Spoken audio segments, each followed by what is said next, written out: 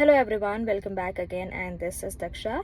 On the last video, I have promised that I'll be posting medical coding denials or rejections details anta helide.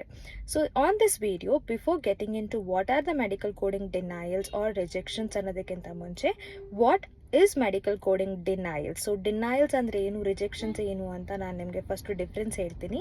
So medical coding denials ಅಂತ ಅಂದರೆ the claim is sent to the insurance company and it is processed and then it is denied. So process ಆದಮೇಲೆ deny ಮಾಡಿರ್ತಾರೆ insurance company, that is called denials. Coming to rejections ಅಂತ ಬಂದಾಗ the claim is not process. So ಪ್ರಾಸೆಸ್ಸೇ ಆಗೋಕ್ಕಿಂತ ಮುಂಚೆನೇ claim reject ಆಗಿರುತ್ತೆ. So that is a major difference between the denials and rejections. So how exactly it works?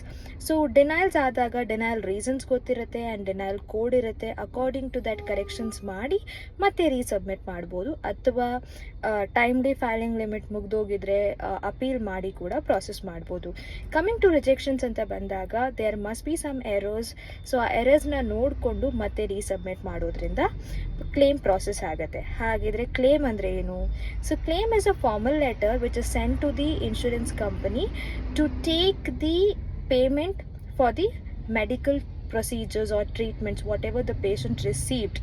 So ಆ treatment ಏನು ತೊಗೊಂಡಿರ್ತಾರೆ ಅದಕ್ಕೆ reimbursement ತೊಗೊಳ್ಳೋದಕ್ಕೋಸ್ಕರ insurance ಕಂಪನಿಗೆ ಫಾರ್ಮಲ್ ಲೆಟರ್ಸ್ ಏನು ಕಳಿಸ್ತಾರೆ, ದೋಸ್ ಆರ್ ಕ್ಲೇಮ್ಸ್.